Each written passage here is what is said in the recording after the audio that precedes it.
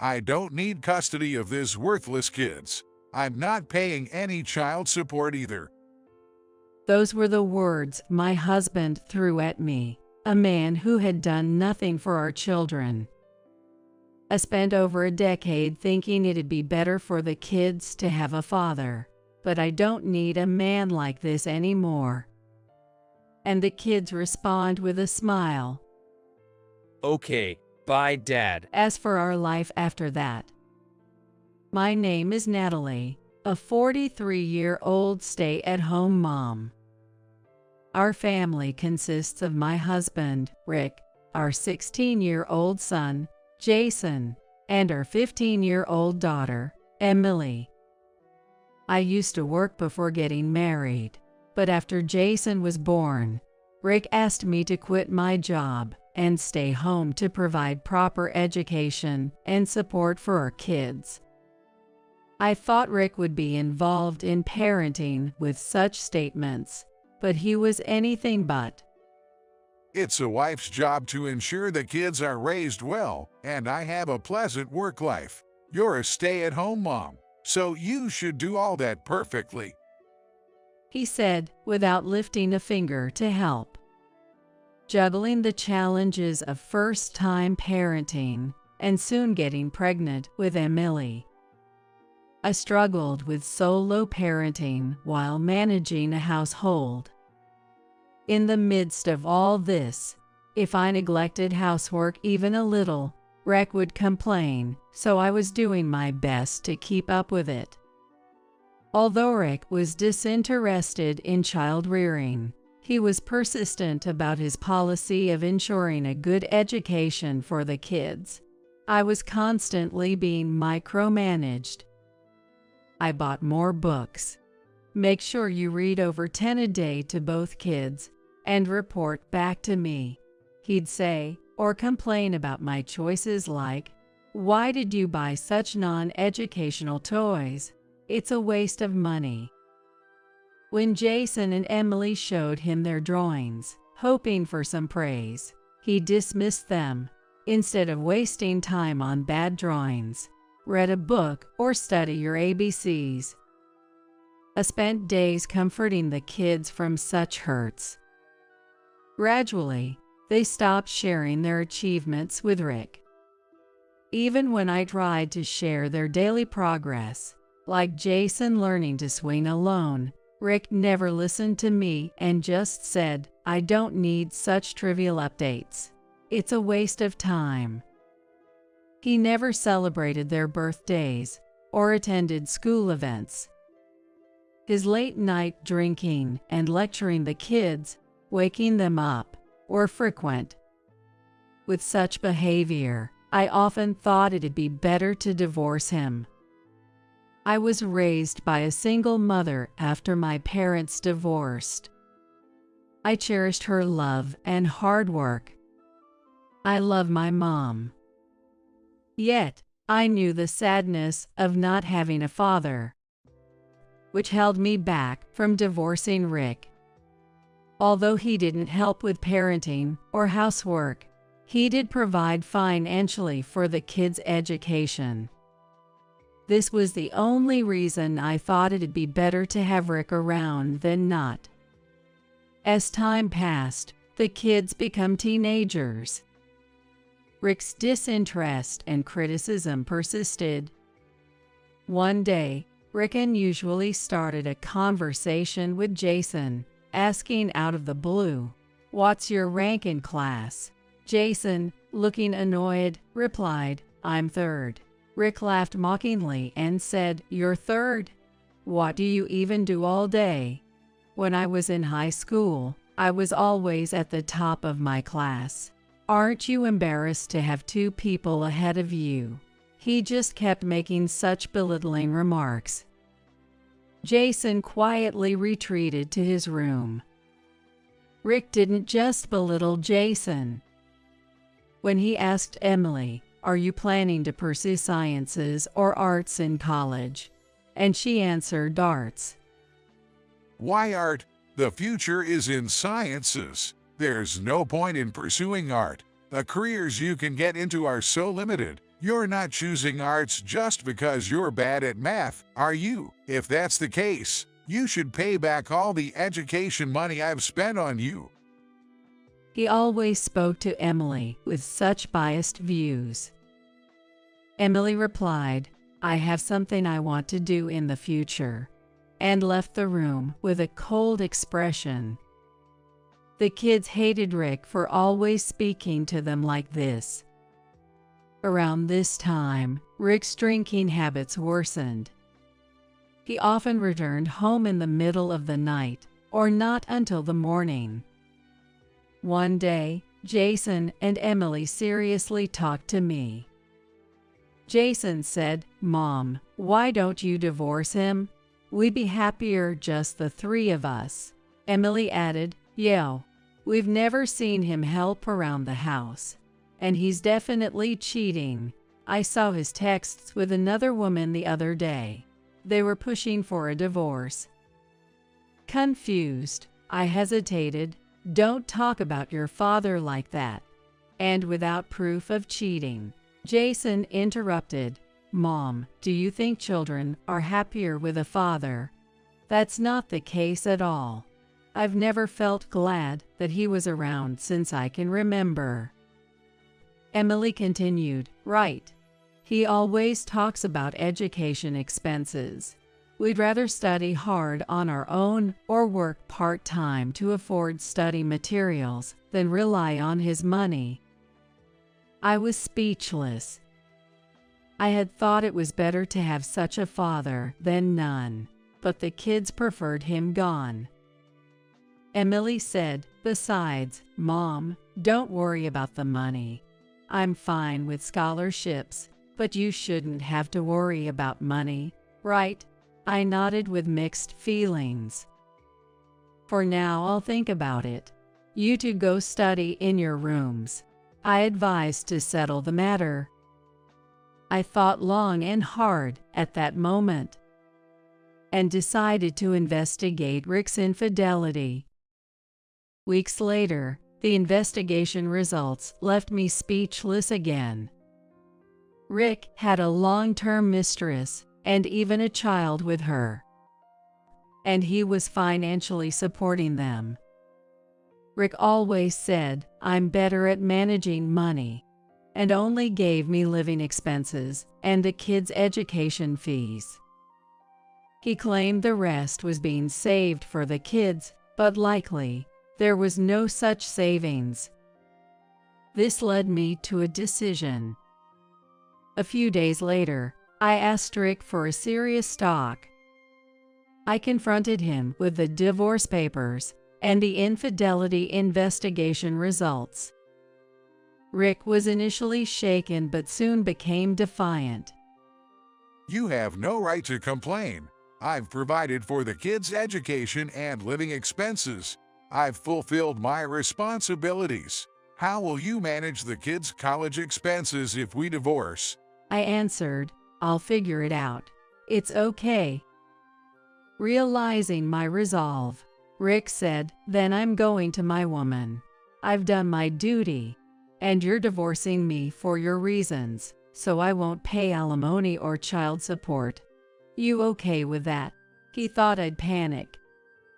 "You cheated, so it's not just my decision.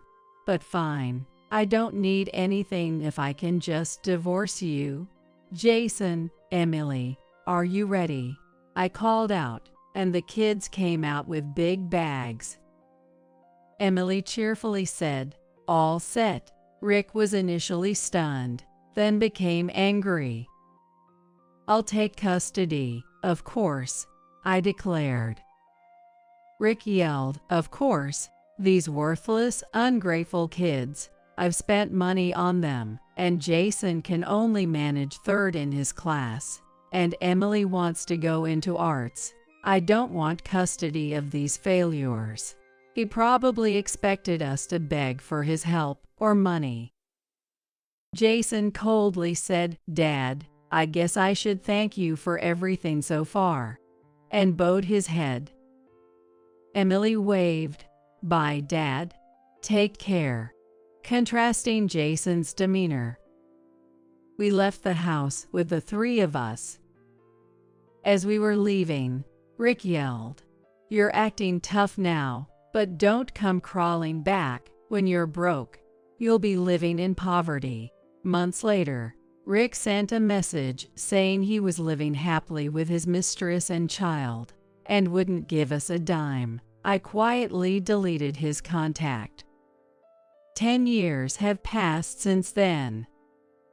I was about to go for a walk in my favorite dress I recently bought, along with my dog I got a few years ago. Then I saw Rick, emaciated and in tattered clothes, at the doorstep. I stepped back in shock. Rick muttered, "Living in such a mansion. The detective's investigation was true. I couldn't believe you were living so well, and had to see for myself." Furthermore, Rick, with bloodshot eyes, said to me, "You were just a stay-at-home mom until our divorce. There's no way you could have a job that pays enough for such a luxurious lifestyle. Where did you get the money? Did you commit a crime? Did you win the lottery?" I didn't want to let him in, but to avoid a scene at the gate, I reluctantly allowed Rick into the house. Then, as Rick asked me about what happened after our divorce, I calmly explained. Rick had mocked Jason for only being third in his class, but at that time, Jason was in a pre-med program. And being third in such a competitive class was an incredible achievement. As Rick wasn't interested in the kids, he didn't even know this and ridiculed him based on rank alone. Jason later got into medical school and is now working as a doctor. As for my daughter Emily, inspired by a drama she watched as a child, she always wanted to be a lawyer. She was good at both science and art subjects, but chose arts to go into law school. Emily also successfully got into law school and is now working busily as a lawyer. Both of them are still unmarried and living with me. They always put a lot of money into our home, saying we're grateful for the care you've given us. Hearing this, Rick trembled. "Then why didn't you say they were doing so well, or that they could become a doctor and a lawyer?" he shouted. I replied, "I tried to tell you many times. Our kids are working hard and achieving great things, but you never listened to anything I said." Rick fell silent, which was only natural. A father who doesn't know what classes his children are in or what they aspire to be is hardly a father. Rick, in a sore loser's tone, said, "But you couldn't have had the means to send them both to college. Making them take out student loans is just like burdening them with debt. You failed as a mother. Student loans aren't as bad as you think. Anyway, I didn't use them for either of them." At that, Rick's eyes widened in disbelief. "That's impossible. You weren't working while the kids were in high school," he yelled. I explained the reason. "I've always loved drawing and illustrating. When I was working, and even after getting married, I could only draw as a hobby. Drawing with the kids was my most relaxing time, but Rick ridiculed and stopped me from even doing that. When the kids were in middle school, I started posting my art and illustrations on social media. It was because I was inspired by other artists. Unexpectedly, a publisher approached me for illustrating a children's book. This led to more work in illustrating and creating comics. By the time of our divorce, my income was about 3 times what Rick made. I managed these jobs while taking care of the household, but Rick, uninterested in home life, didn't notice. A normal husband might have asked about his wife's sketching or emailing, but not Rick. Hearing this, Rick slumped. Then, although I didn't ask him, he started talking about his life after our divorce. As he told me before, he married his mistress and started living together. But once they got married, she began spending recklessly now that she had access to his money.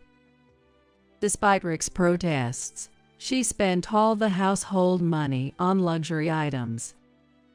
When he reduced her cash allowance, she started maxing out his credit cards. Additionally, as the child with his mistress grew, Rick began to suspect that the child didn't resemble him at all. He had been easily fooled by her comments like, "The child's nose looks like Rick," or "The child has Rick's nervous temperament." I was shocked that he believed for 10 years based on those words alone, but I just listened quietly. Recently, a DNA test revealed that the child was not Rick's, and they are now in a big fight. Rick has been working tirelessly to pay off the debts incurred by his wife and doing household chores, as his wife does nothing.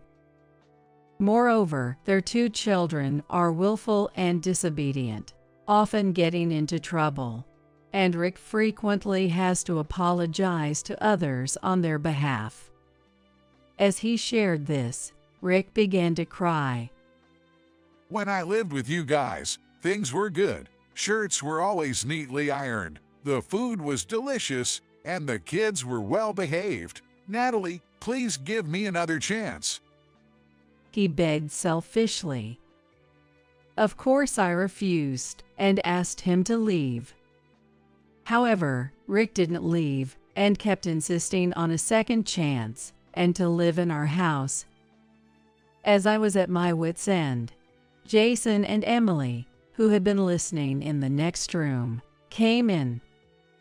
Upon seeing them, Rick exclaimed, "Oh, Jason, Emily, you've grown so much. I hear you're a doctor and a lawyer now.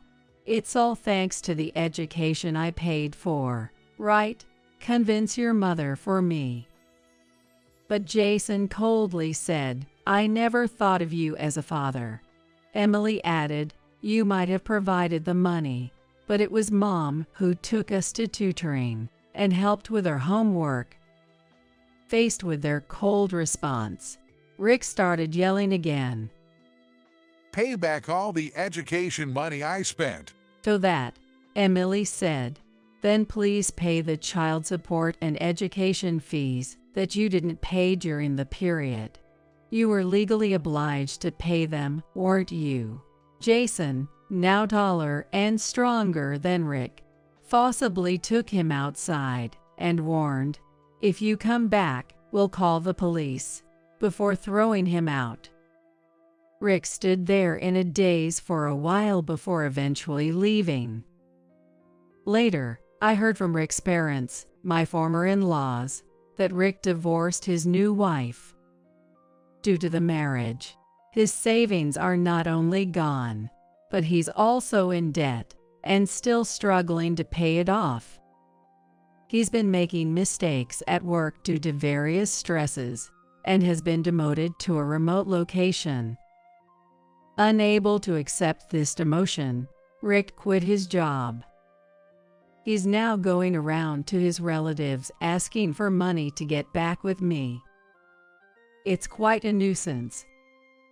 As for us, we're still living happily as a family. Jason is soon getting married to his long-term girlfriend. It's a bit sad, but I'm looking forward to the wedding. Emily has recently started asking me to teach her cooking. Maybe she has a boyfriend. I'm waiting for the right moment to ask. I'm looking forward to enjoying this second chapter of my life.